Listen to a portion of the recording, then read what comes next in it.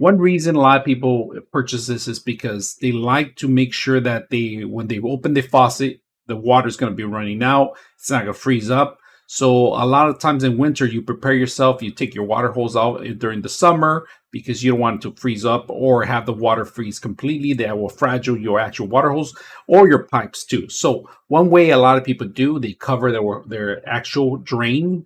And if you guys can see their faucets, this is how you cover it. So this is actually a very thermal cover that will keep everything warm. You just pretty much marry it, you tie it up, you nylon tie it. It's very tight. You tie it tight as much as you can. And this will keep everything nice and tight and warm in there. All right. This will keep you away from any kind of weather, any damage to your faucet. I mean, this is a perfect thing. It'll cover it up. It's weather, rain, and snow proof. So very simple, inconvenient, very simple, easy to install. So I hope you guys enjoy the video.